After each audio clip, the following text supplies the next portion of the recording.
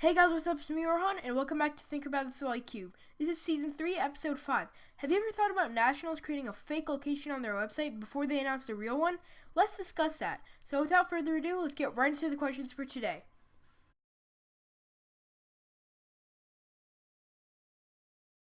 Question 1. Does Cubing USA come up with a fake location before they announce the real one? A few weeks back when I was at Cubing USA Northeast Championships, I was on staff, which meant I got free lunch with the other staff members. First off, let me just say that all the lunches at StaffCon should be like a staff lunch there. It was so fancy, we felt out of place. Some of the staff were wearing cubicle hoodies, some Northeast, some just plain t-shirts, and the waitresses and waiters were in full business suits, and they had really fancy food. Well, that was a really long side tangent. But I was at the same table as Tim Reynolds during lunch. Now, most of you probably don't recognize him, but he's actually one of the organizers for Nationals. He was just talking about what the venue was like, what the future competition limits will be, and yada yada yada. But then he mentioned that on the website, before they announce it, they put in a fake location in case somebody somehow gets into the website and starts leaking it. I find that really cool. They said that most of the time they use someplace in New Mexico. Whatever, let's move on. Question 2. What puzzles are actually worth magnetizing?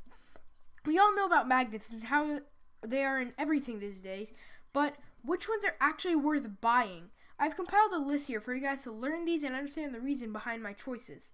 First off, 3x3, because obviously nowadays 3x3s need to get faster to compensate for faster turning speed so they don't just stop working and just lock up. And so the magnets keep it together. 4x4, you need it if you want to do the compression spring mod, or else your 4x4 will die. Thanks, Chris, for not letting us know. 5x5, you need it to prevent the 5x5 deform lockups that take forever to fix and can either get you from breaking your PB, or just failing and getting a horrible time, and then questioning why you do 5x5, and then quitting, then never do 5x5 again. Square 1, you need it to be able to turn more accurately while still retaining speed, because Square 1's the speed component is more about accuracy than it is TPS, because you can have fast TPS, it's just the accuracy that's hard. And then Pyraminx for stabilization, because Pyraminxes nowadays people are turning so fast that they get completely deformed and they need to be stabilized. And Skew, same reason as Pyraminx. So there you go, that's my list. Now, by making this list, I'm not saying that you can only get these cubes. I'm saying that if you're looking to get into magnetic cubes, but you're on a budget, like me, you should get these. And finally, why are pixel rates so important for YouTubers? Finally, the last question. Some of you may not understand what I mean when I say this, but here's a really brief explanation. On YouTube, if you press the little gear button on a video, it'll let you adjust the pixel rate. Pixel rates are shown in 1080p, 4K, 720p, 480p, and so on.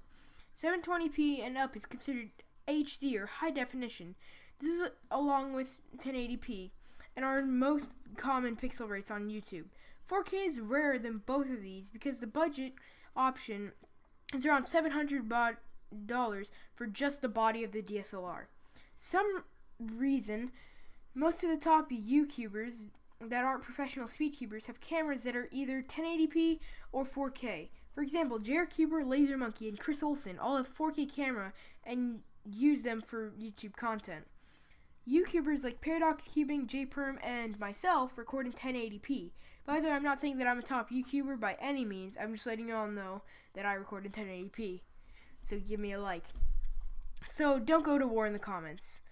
Oh god, it already started. Whatever. The reason that knowledge is so important is for the same reason that channels don't get recognition if they record under 1080p for some reason. The good news is that most smartphone cameras shoot in an astonishing 4K resolution, but once you export it, it's only 1080p. Gosh, that was long. That's all the time I have for today. Don't forget to like, comment, and subscribe. Goodbye!